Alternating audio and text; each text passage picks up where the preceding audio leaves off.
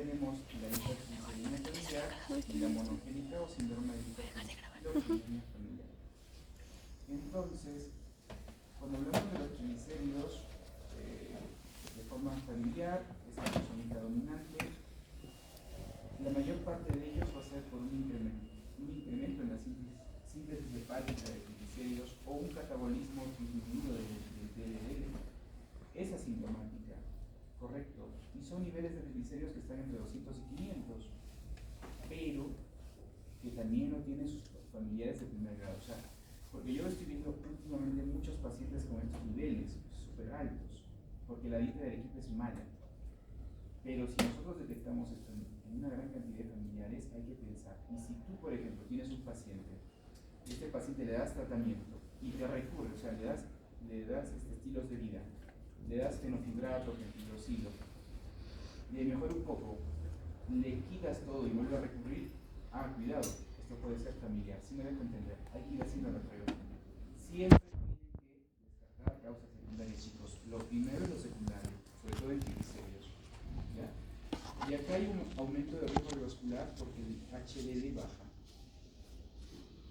En cambio, la otra, la que es la hipermicronemia familiar, esta sí es la que se vincula con, digamos, complicaciones más severas.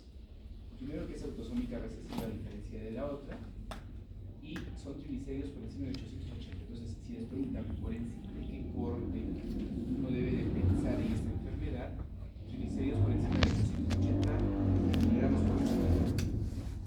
Entonces, todo paciente que les venga con triglicéridos en 1000, 1100 o 900, obligado tienen que pensar en esta patología. Y esta patología, a diferencia de la anterior, que es asintomática, esta sí es clínica. ¿Y qué genera? Dolor abdominal crónico, pancreatitis lipémica. Puede haber santomas evanescentes, hepatoesplenos por infiltración del triglicérido en el hígado graso y lipemia retinal. O sea, yo creo que sería la parte de hipercolesterolemia más llamativa. Si nosotros de las LDL, la hipercolesterolemia es la que está para nosotros con más clínica y todo. En triglicéridos, la que es por los kilomicrones, me parece que es la más florida, la más clínica y la más severa. Entonces, si ustedes como internos, porque si van a tener que vienen pacientes a cada rato por emergencia, no estaría mal el decir, muy bien, o sea, es un paciente que ha venido en el último vez 3, 4 veces en la noche, le pido un perfil lipídico, o lo mando por endocrino o por medicina, ¿no? Pero hay que buscar causas distintas. Yo tengo un pacientito sana que tiene esto y me ha hecho pancreatitis. Y el caballero toma fenfibrocilo 2 veces por día, para el colesterol, y se olvidó de sacar cita. No tomó medicación 3 semanas y se pancreatitis. Y, o sea, sí hacen pancreatitis, hacen pancreatitis. Este es el inferno retinal. Entonces, a ver, tengo un paciente con sospecha de kilomicrones elevados, le puedo hacer una interconsulta oftalmo. Y finalmente vamos a las mixtas. Tenemos la hipertriglicemia familiar combinada y la beta lipoproteinemia. La familiar combinada, la más común en la población, autosómica dominante, elevación moderada no tan alta como el colesterol, y en general tenemos los dos, ¿no? Tienen triglicéridos y colesterol. ¿Sí? Hay descenso de HDL, pues, como que fuese una hipercolesterolemia secundaria de diabetes. Presenta variabilidad intraindividual, de acuerdo a la clínica que se puede presentar, es inespecífica, se aparece en la segunda década de la vida. Siempre hay gente joven, chicos, tienen que buscar estas patologías, ¿no? Y como han visto que el perfil bioquímico es muy parecido al de colesterol HDL bajo y los altos, hay que descartar resistencia insulínica y síndrome metabólico. Inclusive estos pacientes pueden tener de manera sincrónica un síndrome metabólico. Pueden tener el arco corneal, santelasmas, pero no santomas luminosos. Y la familiar combinada se deben, igual como hemos visto, descartar patologías secundarias, sobre todo obesidad y diabetes. Una vez descartadas, los criterios ¿cuáles son? Siempre ApoB sin elevada, LDL alta, enfermedad cardiovascular en familiares, santomas en el paciente, hipercolesterolemia en niños de la familia. O sea, siempre buscar algunos hallazgos familiares. y estos pacientes tienen también riesgo de diabetes y aterosclerosis. Entonces, miren, o sea, yo creo que, no les voy a preguntar de esto, pero con que ustedes se acuerden un poquito de que en pacientes jóvenes, o si en la pregunta les tratan de dirigir a que el paciente tiene familiares con enfermedad cardiovascular temprana, inmediatamente tienen que comenzar a pensar en estas enfermedades genéticas, ¿no? ¿Listo?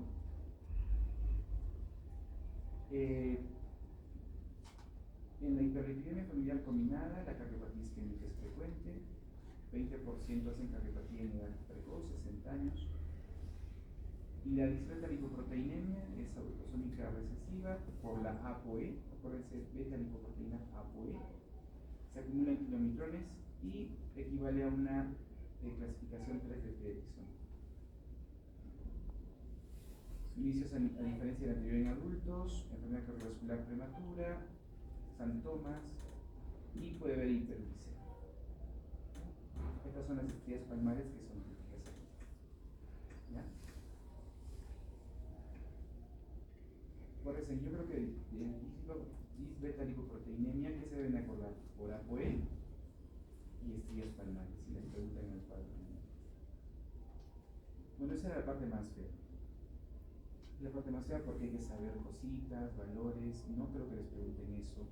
Yo no les voy a preguntar, pero sí me gustaría que lo lean, que se acuerden y que de repente, cuando estén en una rotación, en sexto, piensen. Porque chicos, si ustedes no buscan, no van a encontrar esto. ¿No? Este cuadrito es un resumen, creo yo, que si lo aprenden es suficiente, con los defectos de las mutaciones y el tratamiento en general. ¿Ya? Ahora, ¿cuál es el objetivo de esta clase? Yo creo el objetivo de esta clase, chicos, es que ustedes sepan evaluar el riesgo cardiovascular. Tienen que saber pesquisar el riesgo cardiovascular, porque la idea es esta: nuestros pacientes se mueren de problemas cardiovasculares. ¿Y qué tienen que saber? Que los principales factores de riesgo cardiovascular, que son la edad, el sexo, la obesidad, el tabaquismo, la hipertensión, diabetes, algunas mutaciones de lipoproteínas, son las más comunes, pero no todas, ¿no? Hay factores clínicos que vamos a ver que incrementan el factor de riesgo. La obesidad, sedentarismo, el hígado graso es considerado un factor de riesgo cardiovascular. Cardiopatía isquémica precoz también, siempre punto de corte 55 en varones, 60 en mujeres. Miren cómo el estrés psicosocial, la deprivación social, enfermedades psiquiátricas, las enfermedades inflamatorias crónicas son también factores de riesgo cardiovascular. Fibrilación auricular, hipertrofia ventricular, apnea del sueño, pacientes que reciben carga, migraña. La migraña es una enfermedad cardiovascular, chicos. El cáncer también. El cáncer hacen cardiopatía por digitálicos, etcétera, por doxorubicina, como ustedes han visto. La preeclampsia y el SOP, ¿no? Hoy día con sus amigas de su rotación hemos visto una paciente que tiene un perfil típico de SOP, paciente joven con insulina elevada, prolactina alta, irregular menstrual. Entonces, todas estas enfermedades nosotros estamos obligados a buscar o clasificarlas como de riesgo cardiovascular. Así como hay factores clínicos, también hay factores biomarcadores, ¿no? Como hemos visto, proteína C reactiva es un marcador, perfil lipídico, el HDL más de 90. Ojo, el HDL más de 90 es de riesgo cardiovascular. El HDL alto no siempre es bueno.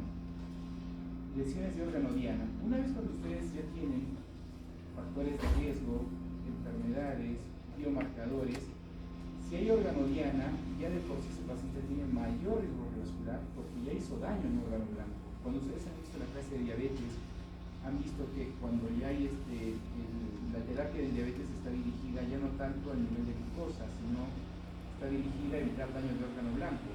Entonces, si ustedes tienen un paciente con albuminuria, aterosclerosis, o tienen un score de calcio elevado, o un índice de tobillo brazo, que es para ver perfusión, ya tienen daño de enfermedad de órgano blanco y incrementa el riesgo cardiovascular. Pero también hay factores protectores, ¿no? Historia familiar de longevidad, el HDL elevado, pero solamente hasta 90. Por encima de 90 el HDL ya es heterogéneo. ¿Ya? Entonces, lo que tenemos que hacer es hacer calculadores de riesgo cardiovascular para prevención primaria o secundaria. ¿Y qué scores para enfermedad cardiovascular conocen? ¿Han hecho cardio? Sí. Entonces, dígame un score.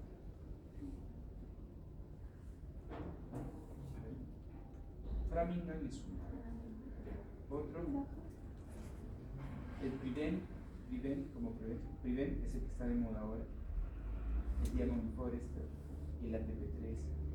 Hay muchos factores de riesgo, calculadoras de riesgo cardiovascular.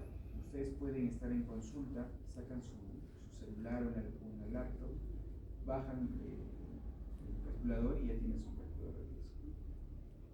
Entonces acá tenemos algunas formulitas, tenemos el score de Framingham, el score de la AJA, o de la Sociedad Norteamericana de Cardiólogos Clínicos, o la Sociedad de Cardiología de Estados Unidos, el famoso score que es más en Europa, el score 2 y el score POC, que es para pacientes viejitos.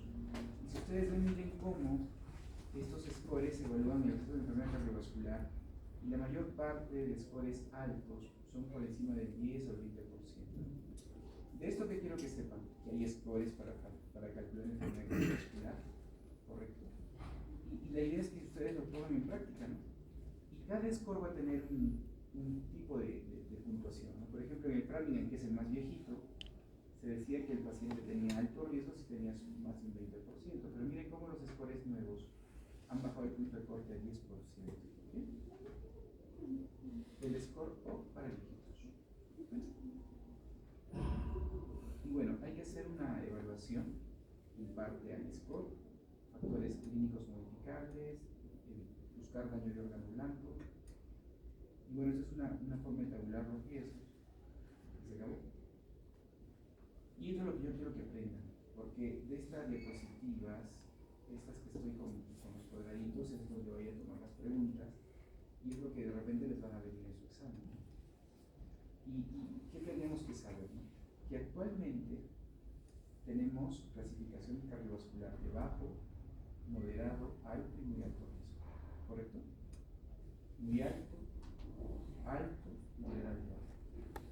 ¿Por qué es importante estratificar un riesgo? Porque cada riesgo va a tener una meta distinta de target de colesterol. ¿Sí? Por ejemplo,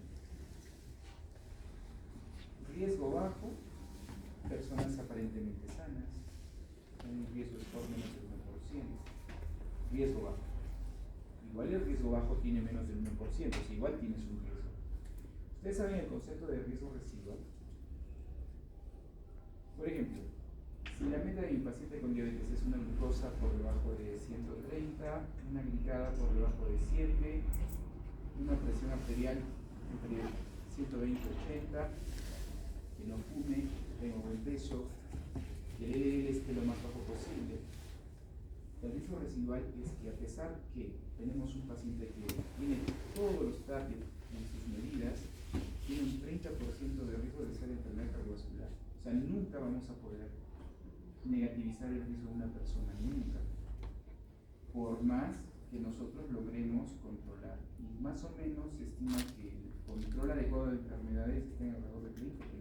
O sea, en todo el mundo, inclusive en las sociedades con mejores sistemas de salud, por ejemplo la canadiense, solamente en diabetes el 30%, entre 20 y 30% tienen metas de diabetes adecuada de glucosa. Entonces, el riesgo bajo sí tiene algo de riesgo cardiovascular, bajo, pero lo tiene. El riesgo moderado, miren, es un score menos de 5 o un score entre 2.5 y menos de 5 años. Esto no lo voy a tomar, creo que es súper nunca. Pero esto ya quiero que comiencen a saber. Los pacientes con diabetes mellitus tipo 2 o tipo 1 que tengan más de 40 años ya entran en esto. Y acá dice con diabetes de menos de 10 años de evolución sin ningún factor de riesgo. O sea, un diabético cualquiera. Por ejemplo, un paciente con diabetes que va a la consulta y que tiene 11 años de enfermedad ya tiene riesgo moderado. ¿Correcto? Pacientes con diabetes bien controlada de corta duración, sin evidencia ni otros factores de riesgo de enfermedad. En riesgo cardiovascular alto, cuando tenemos riesgo alto, tenemos un score más alto de 10, tenemos pacientes con más de 10 años de diabetes, 10 años a más, que tengan otro factor de riesgo adicional. Por ejemplo, un paciente que tiene diabetes de 15 años tiene hipertensión y obesidad y es alto riesgo. La hipercolesterolemia familiar de frente va a un riesgo alto. Personas con un factor de riesgo marcadamente elevado como colesterol total alto. Miren, acá engranan muchos pacientes y acá comienzan a entrar los pacientes con enfermedad renal. Falla cardíaca sin factores de riesgo cardiovascular también tiene riesgo. Riesgo muy alto, por ejemplo, son pacientes con diabetes mellitus, cualquier tipo de paciente, sea 1 o 2, pero que ya tienen lesión de órgano diana. Por ejemplo, si yo tengo un paciente con diabetes, no importa que tenga 6 años de evolución, pero ya me hizo un infarto, tienes microalbuminuria, tienes retinopatía, ese paciente ya es de muy alto riesgo. Enfermedad cardiovascular establecida. Todos los pacientes que hicieron enfermedad cardiovascular son de riesgo alto. Entonces, si yo les pongo un paciente que tiene diabetes mellitus y que hizo un TIA y además tiene pie diabético, sería clasificado como un paciente de qué score, de muy alto riesgo. Y miren cómo van cambiando las líneas, ¿no? Del 2019 al 2021. Los pacientes que ya tienen enfermedad renal establecida, o sea, si ya tienes daño de órgano blanco, son pacientes de muy alto riesgo. ¿Y por qué es importante clasificar a este paciente como de riesgo bajo, alto, muy alto, etcétera? Por el target.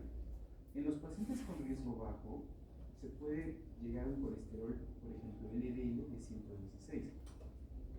Un riesgo moderado tiene que ser 100 o menos, riesgo alto 70, o reducir más del 50% respecto al basal. Pero miren, en los muy alto riesgo chicos, el colesterol malo tiene que ser de 55 miligramos o reducción más del 50 basal, y en los que ya tuvieron un evento, un segundo evento en menos de 2 años por debajo de 40 miligramos. O sea, si yo tengo un paciente que es diabético de 25 años, tiene tasa de filtración en 35, microalbuminuria en 400, hizo un TIA y ahora ha hecho un nuevo TIA en menos de un año, mi target ya no va a ser 55 de LDL, tiene que ser menos de 40, imagínense. Y así como hay un target para el LDL, hay un target para el NOH-DL y para el ApoB. ¿Sí me dejo entender? Entonces, esto sí quiero que lo sepan y yo les voy a preguntar eso. O sea, como un caso clínico. O sea, tienen que dominar bien el escala y los targets. Yo con eso estoy contento. ¿Chicos? Entonces, más o menos es como vamos aquí, ¿no? El target va en base al tipo de riesgo cardiovascular. En cuanto al tratamiento, como en toda enfermedad, hay un tratamiento médico que no es con fármacos, es un tratamiento que es con dieta y ejercicio. Ya he visto en diabetes el ejercicio que tiene que ser 150 minutos por semana, ¿no? Les ha hecho el doctor Sandra. Equivale también para acá, ¿no? La dieta, el ejercicio físico, bajar de peso, no fumar y usar medicamentos, ¿correcto?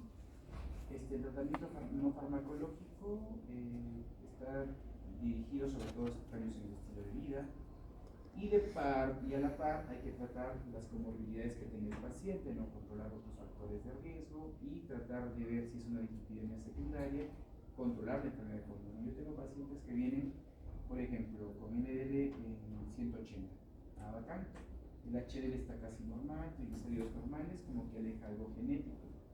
Es una paciente que tiene un poquito de proptosis. Les digo, este paciente puede ser un Graves o un Hashimoto. Entonces le palpo la tiroides, tiene un poquito de bocio, busco hipotiroidismo, la TSH está alta, la T4 baja, inicio el levo y corrijo esto. ¿Sí? O sea, tenemos que tratar todo en bloque y ejercicio. ¿No?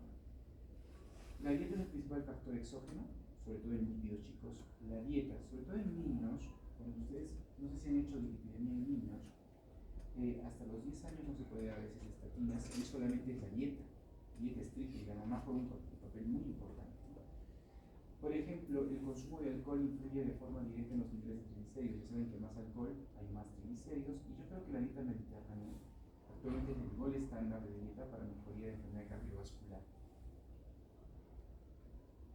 Y acuérdense que la dieta mediterránea es una dieta que tiene que tener baja cantidad de grasas saturadas, sobre todo tiene omegas, ¿no? Los frutos secos tienen un efecto para bajar colesterol ligero, pero miren cómo baja el colesterol en un 7%, el LDL, 6% mejora en el HDL. La proteína de soya reduce el LDL en un 5%, la fibra, 5 a 15 gramos de fibra por día reduce un 5% de LDL. O sea, caballeros tienen que decirle al paciente, tiene que comer una comida con fibra, soya, por ejemplo, la naranja, que hace la parte blanquita que tiene bastante fibra, vegetales verdes que tienen fibra, para que arrasen el colesterol. La levadura roja de arroz tiene una estatina natural, que es la monacolina, similar a la lovastatina, ¿correcto? Y miren cómo esta levadura roja de arroz les baja más o menos el LDL en un 5 o 10 miligramos, ¿correcto? Entonces, hay dietitas que aparte del tratamiento que da, yo le diría, sabe que una dieta rica en fibra, por lo menos que haga el paciente. Los fitoesteroles también tienen un efecto protector, disminuyen 30-50% la absorción de colesterol, disminuyen los fitoesteroles son potentes, reducen el LDL entre 8 y 13%, más o menos 3 gramos por día. Estos fitoesteroles están contraindicados en pacientes con citotoxicoanemia, que es una enfermedad genética por acumulación de fitoesteroles, realmente visto. El omega 3, que creo que sí tenemos nosotros en el mercado, el omega 3 sobre todo es para triglicéridos, chicos. El omega 3 es para triglicéridos. ¿Y qué estudio es el que, eso les pueden preguntar de repente, cuál es el estudio que avala el efecto protector de los omegas, es el Reduce It, y la dosis total era de 4 gramos de omega por día? ¿Correcto? Nada más. Y ahora pasamos al tratamiento con fármacos. Y en fármacos tenemos las estatinas, la cefiniva, resinas, los anticuerpos monoclonales, se acuerdan como los receptores para las interferencias familiares, el inclisiran, que también es un anticuerpo, el ácido bempedoico, hidratos y el ácido bentoquímico. ¿Cuáles tenemos nosotros ahorita acá? Estatinas, ezetimibe, tenemos el ácido bempedoico hace poquito, tenemos hidratos, estos dos en Perú en Lima se tienen, pero es carísimo, este de aquí, este no. El ácido nicotínico tampoco. Y yo creo que el resumen del tratamiento es este cuadro. ¿Ya? ¿Qué tienen que saber y qué les pueden preguntar del tratamiento para dislipidemias? Uno, les van a preguntar la potencia de estatinas. Y dos, los efectos colaterales. Efectos colaterales. Estatinas, mialgias y artralgias, miopatías. Hay gente que toma estatinas y no tolera. Inclusive, a veces tenemos que pedir un perfil lipídico basal, por ejemplo, sobre todo TGO y TGP, para ver si el paciente eleva estatinas eleva enzimas hepáticas por estatinas. Y a veces hacen mialgias o hacen dolores musculares, y muchas veces son las causas por las cuales el paciente deja la medicación. Y las miopatías por estatinas son más frecuentes cuando combinamos con fibratos. O sea, si tenemos un paciente que le inician estatina, o sea, si tú tienes para iniciar la estatina y fenofibrato a la vez, yo la verdad, las nuevas guías dicen que hay que tratar los triglicéridos solamente por encima de 500. Así que yo, ¿qué hago? Primero inicio estatina, primero bajo el colesterol, hago dieta y de repente con dieta bajo el triglicérido. Porque se ha visto que cuando ustedes asocian estatinas con fenofibratos o con el fenfibrocil o fenofibrato, aumenta el riesgo de miocarditis. Otro efecto que es frecuente y es una causa de suspensión es hepatitis por estatinas. Cuando nosotros calificamos de hepatitis, cuando les elevan más de 3 veces los valores de TGI-TGP. Yo a veces, si tengo un paciente que tiene fibromialgia y por ahí le duele mucho, yo le pido TGI-TGP. ¿Por qué? Porque al final pasan 2-3 meses y viene y me dice, doctor, mi médico internista me ha dicho de que me está doliendo por las estatinas, o sea, usted me está provocando. Entonces, ¿qué hago? No. Le pido TGI-TGP y CPK. Creatinina y quinasia. Si está todo normal, señora, es positivo, y otro efecto importante es que aumenta el riesgo de diabetes. Las estatinas aumentan el riesgo de diabetes, pero riesgo-beneficio protegen el corazón. ¿En quiénes están contraindicados? En niños y gestantes, hepatopatía crónica y epidemia. Creo que es lo más importante de estatinas que les pueden preguntar en los exámenes. ¿Ya? El mecanismo inhibe eso ya lo han visto en Farran ustedes. El inhibe resina que disminuye la absorción intestinal de colesterol. Las resinas como el colestipol, colesteramina y colesterol no las tenemos muy frecuentemente. La contraindicación son triglicéridos altos. Y estos inhibidores de la proteína quinasa CK9 no los tenemos acá, pero son los que miren cuánto baja de colesterol LDL en el 60%. Entonces, si yo tengo un paciente, a ver, vamos a hacer un ejercicio. Tenemos un paciente que tiene muy alto riesgo cardiovascular y el LDL está en 200. Entonces, las potencias de las estatinas son 55%, ¿correcto? Si yo le doy atorvastatina, ¿cuánto me va a bajar? A 100. Si doy atorvastatina a dosis alta, ya me puede bajar a 100. Si yo le agrego ezetimibe, me baja 20% más. O sea, me bajaría a ¿cuánto? 80. Pero estoy en meta, todavía no, porque ese pata tengo que bajarle a menos de 55. Entonces le puedo dar otro medicamento. Le puedo dar el ácido bempedoico, que por ejemplo ya lo tenemos aquí, y así, pero lo ideal de repente sería darle un inhibidor con una estatina, o sea, me dejo entender. El tratamiento va a estar en base, chicos, a combinar tratamientos para tratar de bajar el nivel de colesterol. Entonces las estatinas bajan hasta 55%, las ezetimibe un 20%, las resinas hasta un 30%, el anticuerpo monoclonal hasta el 60%. Y ahí viene el otro punto de las estatinas que yo quiero que sepan. Yo quiero que sepan los RAMs más frecuentes, las contraindicaciones, la potencia. Y la potencia está aquí, chicos. Las estatinas pueden ser, como ustedes han visto, el fármaco de 3 tipos de potencia: intensidad baja, intermedia y alta. Pregunta que siempre les hacen: ¿qué estatinas son de potencia alta? Solo la atorva y la rosuvastatina. O sea, si ustedes quieren bajar con simvastatina el colesterol muy rápido, no lo van a hacer. ¿Qué significa intensidad alta? Que baja el 50%. O sea, si yo quiero en un paciente bajar el 50% del LDL, tengo que dar entre 40 y 80 miligramos de estatina. A esta pacientita que tenía hipercolesterolemia sospechosa, yo le he dado atorvastatina 40 en la mañana y en la noche. Y le he dado ezetimibe en la noche 10 miligramos. La rosuvastatina, miren, la mitad de la atorvastatina, entre 20 y 40. ¿Sí? De intensidad moderada, ¿quiénes son? Las mismas, más el resto. Pero nunca la atorva y la rosu van a ser de intensidad baja. ¿Correcto? ¿Cuándo se llama una estatina alta? Cuando baja más del 50. Intermedia entre 30 y 50 y baja menos del 20%. Y otro punto que siempre tienen que acostumbrarse a saber, chicos, es la filtración glomerular. Por ejemplo, para atorva puedes dar sin calcular filtración glomerular. Pero para rosu menos de 30 no. ¿Correcto? Yo creo que por lo menos dominan de atorva y rosu, que son las que más usamos. Rosu no pueden dar por debajo de 30.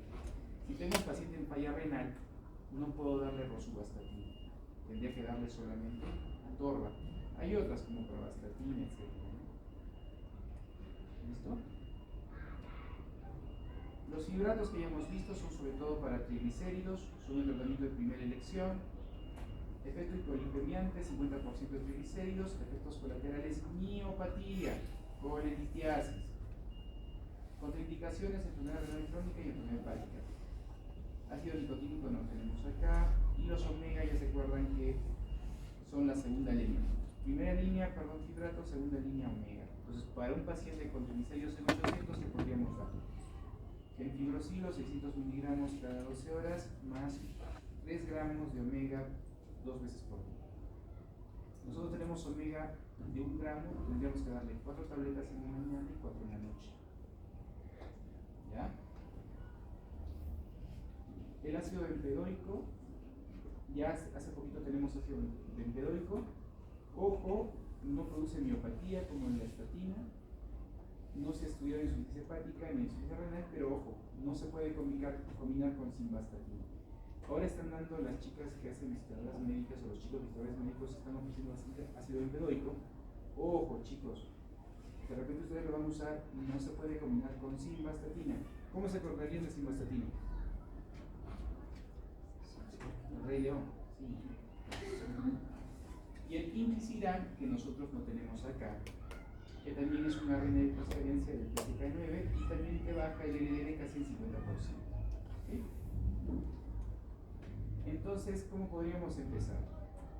A nivel del metabolismo del colesterol, si nosotros actuamos en esta enzima, ácido bempedoico, estatinas acá, para que no se produzca membranato, ezetimiba acá para no haya absorción, y al final, en el receptor y en el núcleo sería PCK9 y el implicitán. Lo que tenemos nosotros a la mano es esto. Hasta ahí eso es estatinas. ¿Alguna pregunta? Entonces de ahí, chicos, riesgo cardiovascular.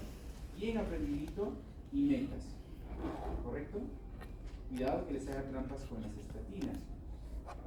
De las siguientes, marquen la incorrecta. Darías, o sea, ustedes la ligan porque dicen, eso pues tiene alto riesgo, acá tengo que bajar el colesterol LDL y el doctor me pone simvastatina. Eso es falso.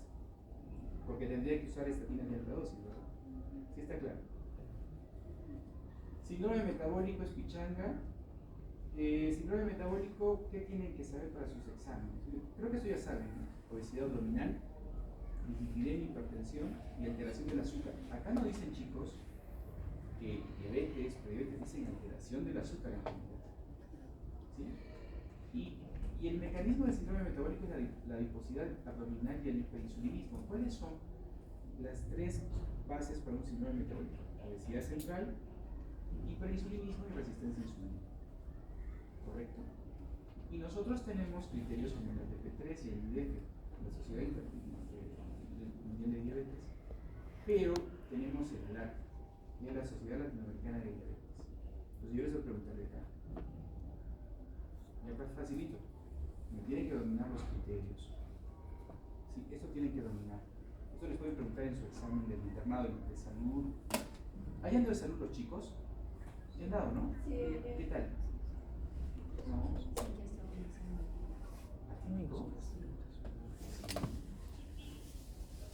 ¿Qué tal hemos quedado? ¿Sí ingresado? Solo 29 ¿De la promo? o sea, en general han sacado hablando fibra. Ah, sí. Estoy en tu casa. Aquí a la plena. Chicos, el síndrome metabólico, hay estos criterios de la IDF, la ATP3 y la LAT. Si ustedes ven acá, el perímetro abdominal varía mucho. Entre varón y mujer, eso es uno, y dos por criterio. Miren cómo para nosotros que somos hispanos, el punto de corte es 94 en el varón y 88 en la mujer. ¿Sí? Y es distinto, por ejemplo, para la IDF. ¿Qué tienen en común, por ejemplo? HDL bajo. El HDL es el mismo en todos. Triglicéridos altos es el mismo en todos, más de 150, o el tratamiento por el tratamiento. Si tengo un paciente que tiene triglicéridos altos y recibe tratamiento, tiene que quedar. La presión arterial es muy similar, ¿no? Miren cómo el IDF y la LAT ponen el tratamiento hipertensivo.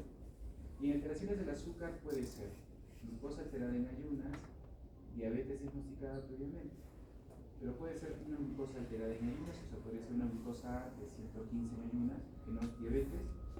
Intolerancia al azúcar puede ser una glucosa a las 2 horas en 160, por ejemplo, o diabetes. O sea, agarra todo, ¿ya? Y el diagnóstico es, por ejemplo, para la IDF, obesidad abdominal más 2 de los 4, y el LAT lo mismo, y para el ATP3 de los 5. Y acá apréndanse bien. Porque esto les pueden preguntar, o sea, les pueden preguntar cuáles son los criterios del síndrome metabólico. Yo creo que donde más los van a agarrar es el perímetro, ¿ya?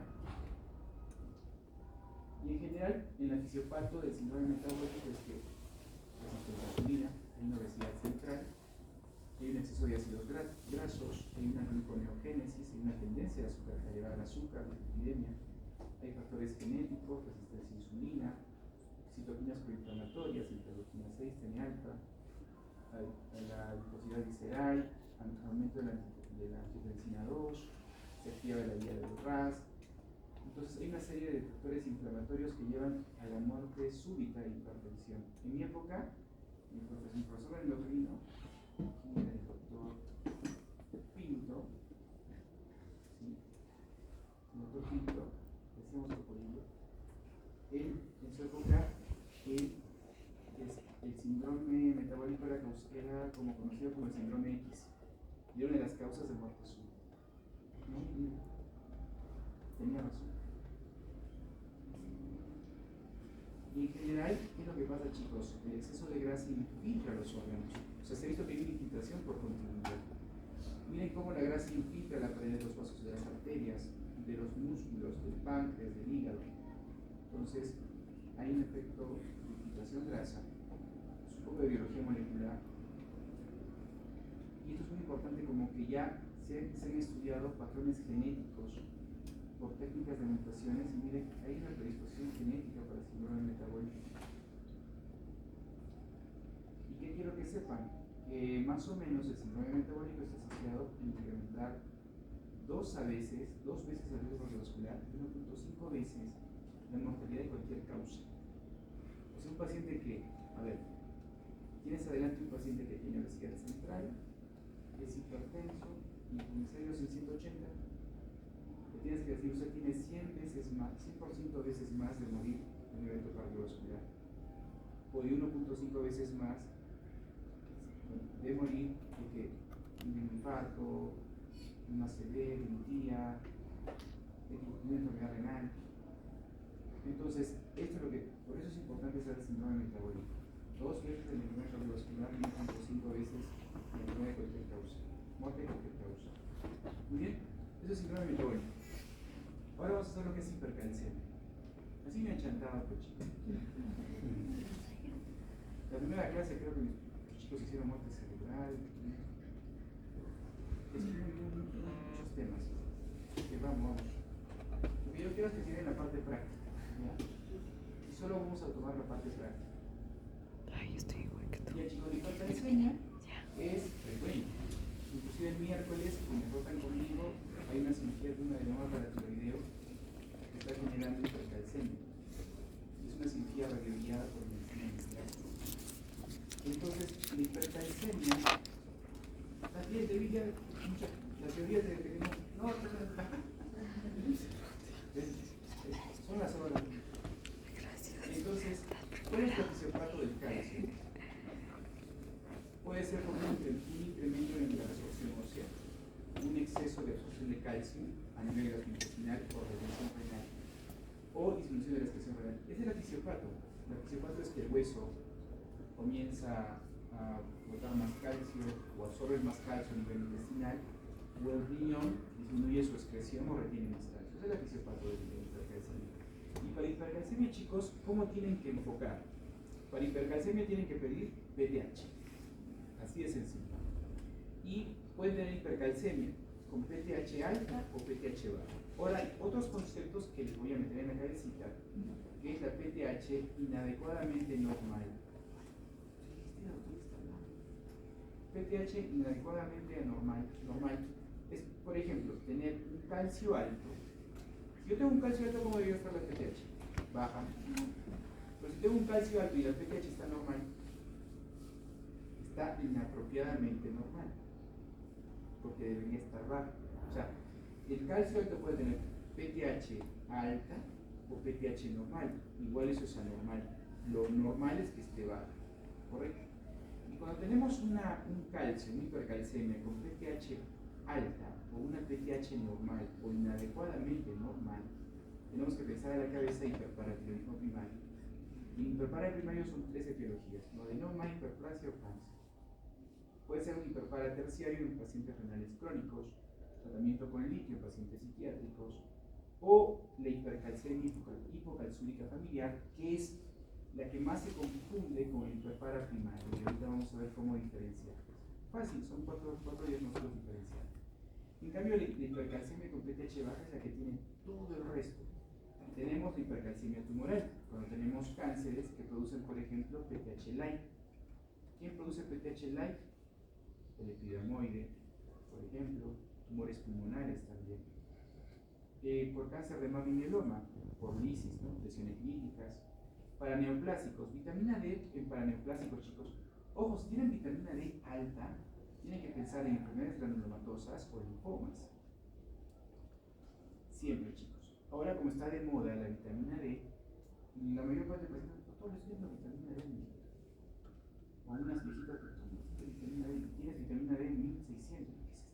¿Qué es intoxicación por vitamina D, enfermedades granulomatosas, sarcoidosis, TB6, toplasmosis, el síndrome de Williams, por ejemplo. A mí me preguntaron esta pregunta en el internado, en el examen del seguro. Yo me lo había aprendido porque me repasé un examen del seguro.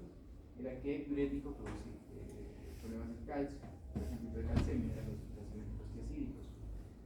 La teofilina, teriparatide, que es un medicamento para tratar la osteoporosis. En endocrino, el hipertiroidismo, feocromocitoma, insuficiencia renal causan hipercalcemia. Los pacientes que están postrados crónicos pueden generar hipercalcemia, el síndrome de leche alcalinos, por ejemplo, en intoxicación por carbonato de calcio. Son causas de hipercalcemia con PTH bajo, o sea, acá el feedback no se ha perdido. La clínica es inespecífica, chicos, y el que no busca no encuentra. La clínica es cansancio, depresión, confusión, anorexia, letargo, hipotonía, puede haber diabetes insípida, nefrogénica, problemas en el electrocardiograma, acortamiento del QT, siempre acuérdense, hipercalcemia, QT corto, y al revés, hipocalcemia, QT largo. Puede haber arritmia cardíaca, puede haber calcificaciones cerebrales de los vasos sanguíneos, sobre todo cuando es hipercalcemia severa, son emergencias muy bravas, puede haber calcificaciones en la córnea, en el riñón calcificado, riñón mástico, por ejemplo. Entonces, pacientes que tengan confusión, estreñimiento, diarrea, etc., es muy inespecífica la clínica de hipercalcemia. Hablamos del hiperpara primario, la causa más común, a nivel ambulatorio, a nivel hospitalizado son más los cánceres. El hiperpara primario es más común en las mujeres, sobre todo por encima de 50 años, es el 1% de la población en general.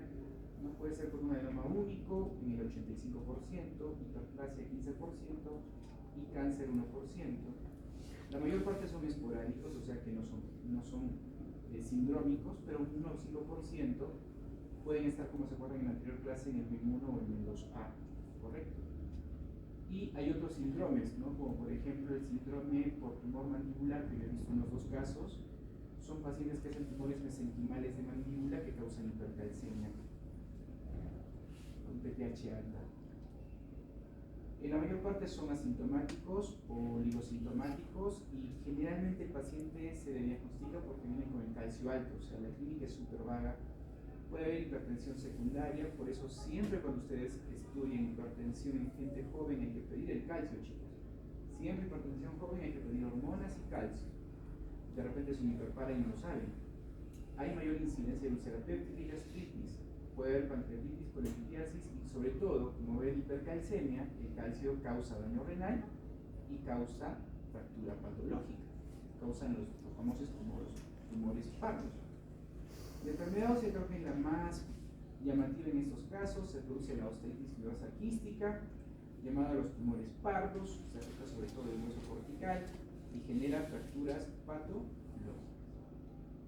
Miren, acá están los quistes óseos, miren este huesito súper, no se ve huesito, es súper negro, no hay calcio, o sea, el calcio se jugó del hueso, se fractura. Riñones calcificados, nefrolitiasis, nefrocalcinosis, falla renal, ¿no? Y en general la mayor PTH, mayores niveles de calcio, más clínica. El diagnóstico bioquímico, PTH elevada o inapropiadamente normal, con hipercalcemia, con niveles de calcio que pueden estar, ojo, altos o en el límite superior. Si yo tengo PTH alta y el calcio está en el límite superior, es un hiperpara, así de sencillo. ¿Qué va a haber? Hipofosfatemia. Los niveles de vitamina D pueden estar normales, los de la vitamina D activa normales o altos. Puede haber hipercalciuria, ojo, porque hay compromiso del riñón, hay alteración tubular. Y ojo, este índice, que si ustedes lo practican cuando son internos o residentes, este índice está para calcular el índice que es la relación de calcio creatina en orina al azar, no de 24 horas, mayor de 0.02. Con este índice ustedes pueden diferenciar el hiperpara primario de la hipercalcemia por esfínter familiar, ¿ya? Si ustedes tienen esa duda y no les parece que sea un hiperpara y podría ser el tema genético, usan este índice. Ahora, en el tratamiento, ¿qué es importante? Una localización preoperatoria. Primero tenemos que identificar si es un adenoma, si es una hiperplasia o es un cáncer. Y acá se usa la gamografía con MIMI y la ecografía como 2 primeros estudios a hacer. Cuando no se encuentra, podemos usar la tomografía y la reso cuando son lesiones ectópicas y llegar, por ejemplo, hasta arteriografías y muestros venosos para saber de qué lado es. Y el PET con colina, que es el gol estándar, que no lo tenemos en PET. Pero los dos estudios con los que se empieza son estos dos: ecografía y mamografía con tecnesio múltiple. El SPEC, hoy sus compañeras han visto que es un SPEC, es una incidencia tomográfica del cuerpo, así de sencillo. Es mamografía mini y se acabó. El SPEC es más sencillo. Sin embargo, uno tiene que pensar, doctor, ¿todos los hiperparas se van a operar? ¿Sí o no? A veces no se operan. Los hiperparas primarios se van a operar cuando sean sintomáticos. Todos los pacientes con hiperpara primario sintomático, o sea, por ejemplo, dolores óseos, fracturas, proteinuria, o sea, que ya están generando síntomas o daño de órgano blanco, todos deben operarse salvo que haya contraindicación médica. Pero en los hiperparas asintomáticos hay ciertas condiciones. Por ejemplo, si el paciente es muy joven, es mejor operarlo. Si el calcio está por encima de un miligramo por decilitro de límite superior, o sea, es un calcio, por ejemplo, en 12 para arriba, si hay afectación ósea o afectación renal, aunque sea asintomático, hay que operar. Nosotros hacemos ahí una junta médica con cabeza y cuello y endocrino y medicina nuclear, donde tenemos una paciente con un hiperpara, o sea, tiene un perfil bioquímico de hiperpara primario, pero no encontramos el adenoma y la paciente se ha quedado en observación.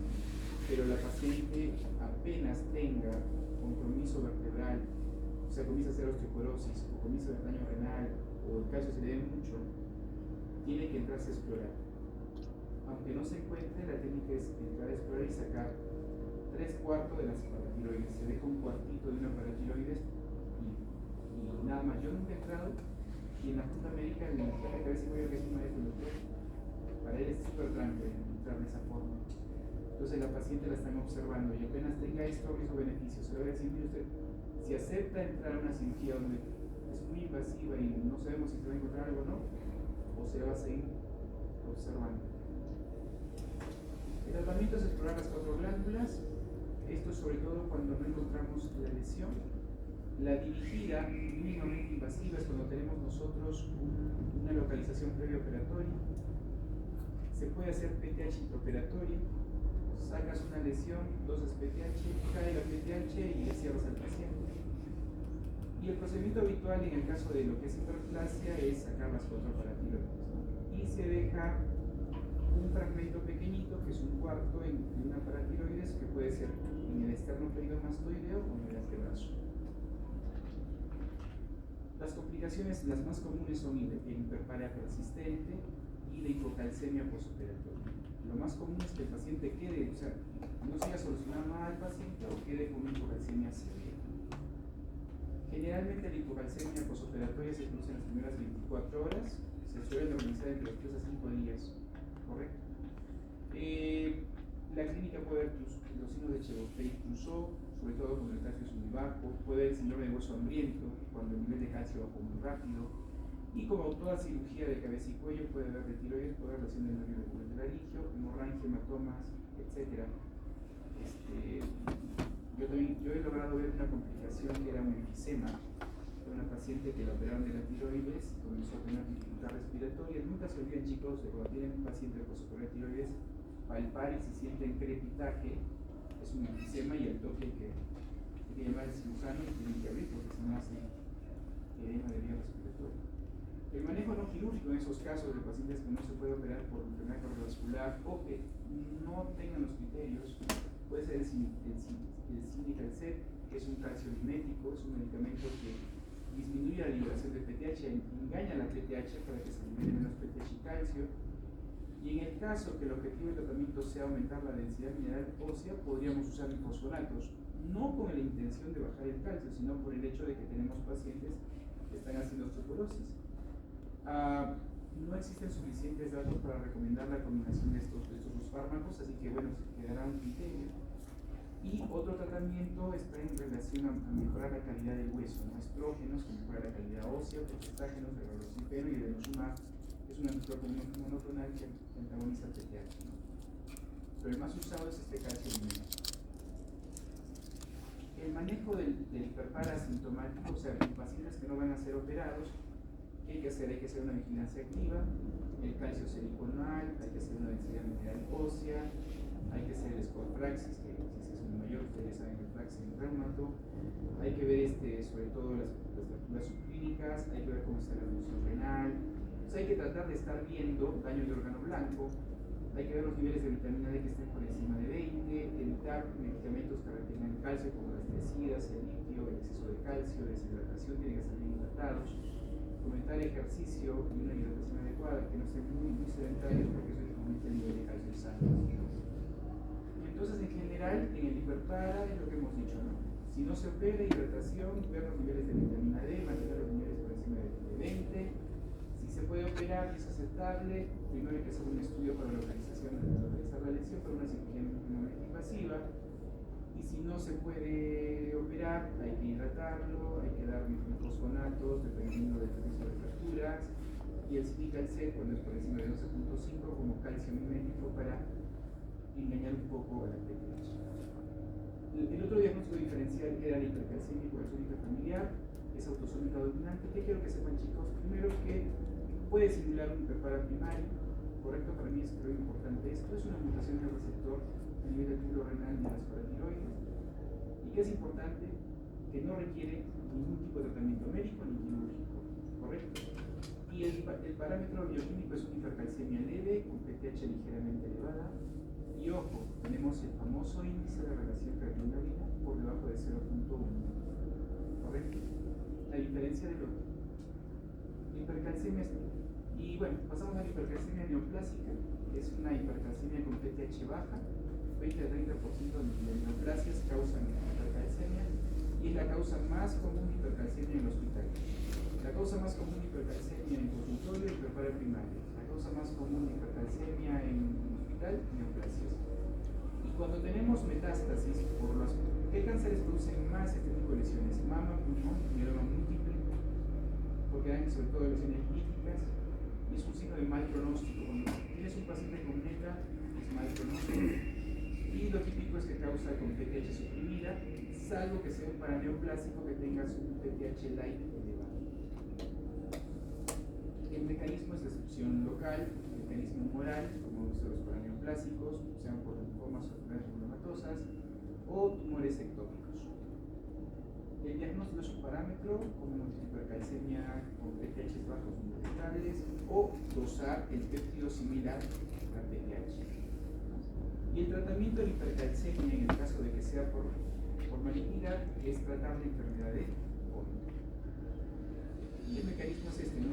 En general hay que ver, este es un algoritmo de hipercalcemia para ver si es por PTH light, por exceso de vitamina D, pensaremos en granulomas o linfomas, intoxicación por vitamina E y así por el estilo. Y el tratamiento depende. Si es una hipercalcemia leve, chicos, a veces no requiere tratamiento inmediato, o sea, nos da tiempo para pensar, ¿no? Y generalmente son cuadros leves por debajo de 12 miligramos por decilitro. Y esos pacientes, mientras ustedes van haciendo el estudio, que pueden ir avanzando, evitar deshidratar, evitar inmovilizaciones prolongadas, evitar aportes excesivos de calcio y evitar medicamentos que eleven calcio en sangre, litio y tiazidas. Sin embargo, chicos, cuando es grave, estos pacientes requieren tratamiento inmediato. Es una urgencia, una emergencia. Lo primero que se hace es dar suero salino, isotónico. ¿Qué otras alternativas tenemos? Calcitonina y salmón. Lo actúa entre las 2 y 48 horas, es muy lento. Fosfonatos, podríamos dar el ácido solimilónico y palmidronato, actuaría entre el segundo y el cuarto día. El denosumab, que es un medicamento para inhibir la resolución ósea, también va a demorar. Y en casos agudos de hipercalcemias severas con daño renal agudo, hay que hacer diálisis. Entonces, ¿cuál es el principal tratamiento? Hidratación. Hasta que el riñón aguante y mientras el riñón esté sanito, tranquilos. Vamos poniendo esto poco a poco. Pero si de golpe tenemos daño renal, desde el saque que hacer diálisis. Ahora, generalmente los cánceres son los que tienen las hipercalcemias más graves y sintomáticas. Entonces, si tenemos un paciente que viene por metástasis, por un linfoma, podríamos podríamos usar corticoides para estabilizar un poco el linfoma o la enfermedad granulomatosa y eso bajaría un poco el nivel de calcio. O sea, si la hipercalcemia es por cáncer, por exceso, y hay esos tumores como linfomas que responden a corticoides, también habría que dar dosis de corticoides. Llega un poquito para que ustedes vean en qué momento debe instaurarse el tratamiento. Suelos sanguíneos inmediato, diuréticos de inmediato si el paciente tiene sobrecarga cardiovascular, calcitonina en 6-4 horas sería la siguiente. Bifosfonatos de denosumab y todos son más lentos. La diálisis tiene que ser inmediata. Y en este algoritmo, por ejemplo, de la Sociedad Europea de Neurología, dice, ¿no? Empezar con un bolo endovenoso de solución salina isotónica, 4 o 6 litros a 24 horas. Monitorizar fluidos y lo que es función renal, sobre todo en gente mayorcita. Hay que estar evaluando el uso de diuréticos. Y conforme el paciente se va estabilizando, podemos dar bifosfonatos como el ácido hialurónico endovenoso, podemos dar clomidronato y el ácido hialurónico, y un poquito como segunda línea de tratamiento, corticoides para linfoma, podría ser calciomiméticos, y hasta que el paciente entre una paratiroidectomía de ese caso. A ese doctor Gutiérrez es ecuatoriano, él es el más tigre de diabetes en Sudamérica. Y no tengan miedo de escribirle a los tigres. Yo le escribí al doctor porque no sabía cómo tratar una situación diabética en mi piso y el pata me escribió el doctor. Muy buena persona. Inclusive yo me gané una beca para irme a Europa a hacer cardiología nuclear y solo escribiendo. Entonces, si ustedes tienen alguna duda y cuando lean un paper, siempre vean los correos, escriban a los maestros. ¿No? Es gente buena, ¿no? Los programas son más fiados. Y es verdad. Ya, ahora vamos a hipocalcemia. En hipocalcemia, así como en hipercalcemia tienen que ver el PTH, en hipocalcemia tienen que ver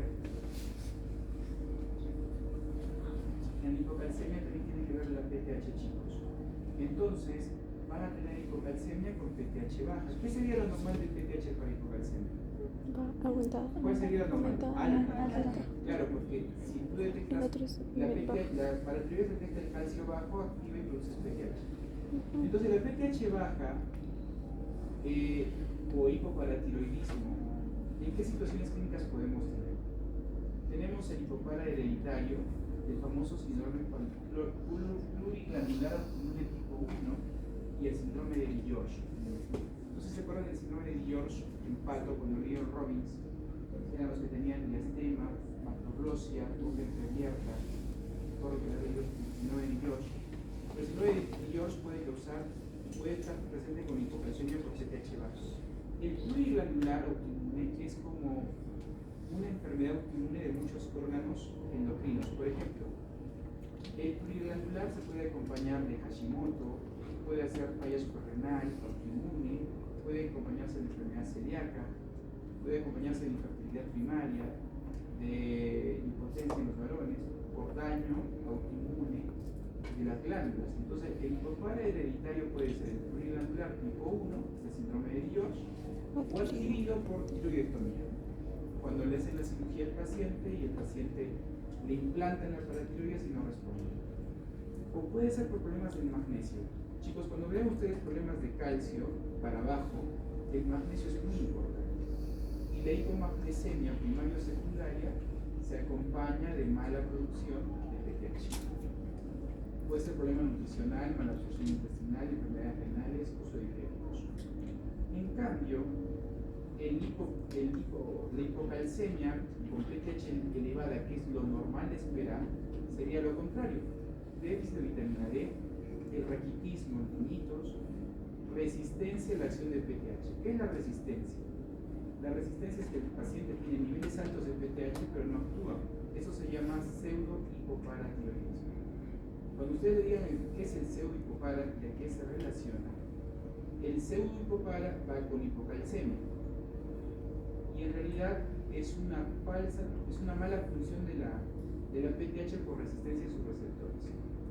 La enfermedad renal crónica causa hipocalcemia, como ustedes ya saben, pérdida de calcio en la circulación en enfermedades con tercer espacio, por ejemplo, pancreatitis, crisis tumoral y fármacos. fármacos que alteran la resorción fosfonatos, calcitonina, todo lo anterior entra aquí. ¿Ya? El foscarnet, por ejemplo, que quiere el calcio, también puede causar hipocalcemia. Entonces, hipocalcemia con PTH baja, autoinmune. ¿Sí?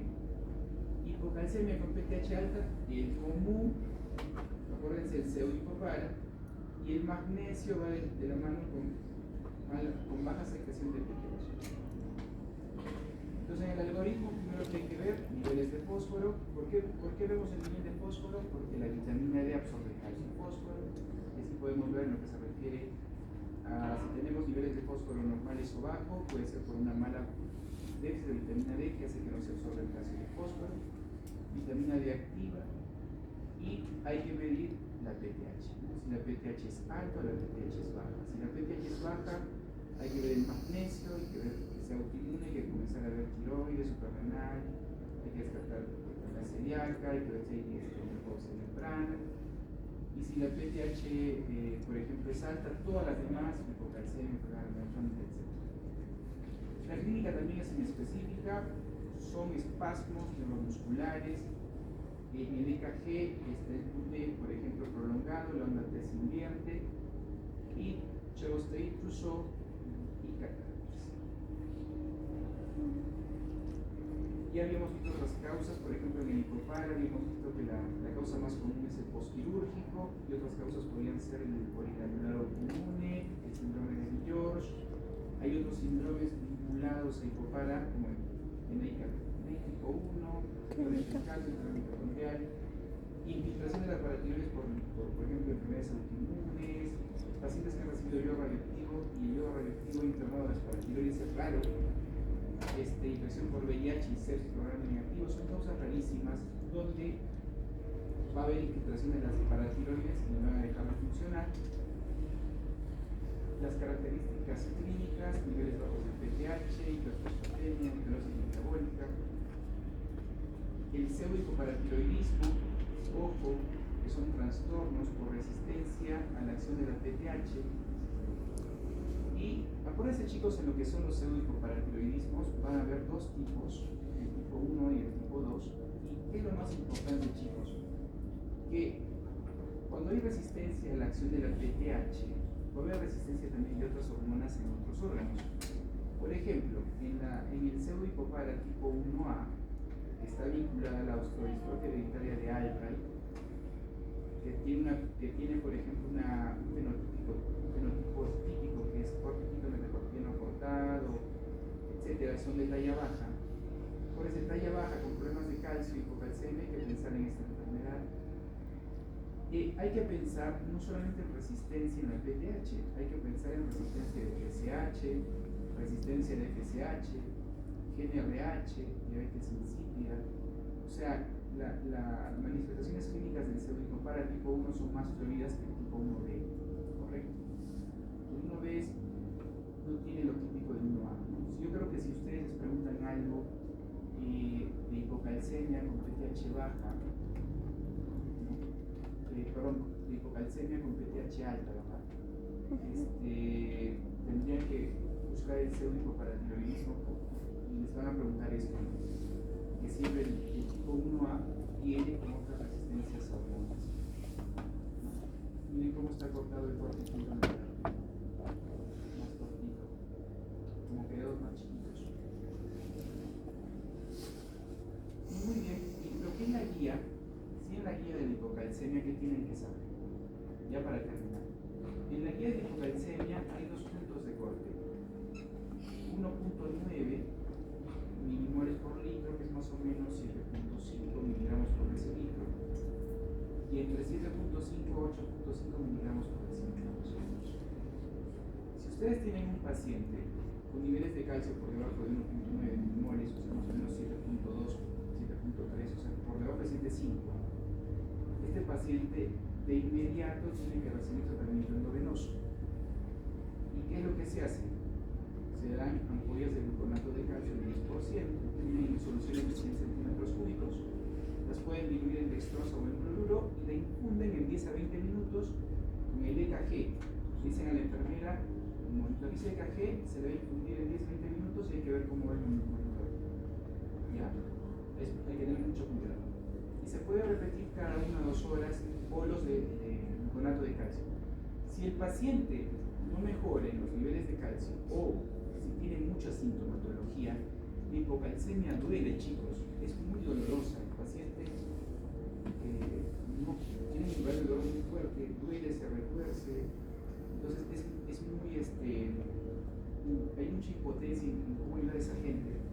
Si el paciente sigue con dolor, hay que iniciar la infusión en bomba.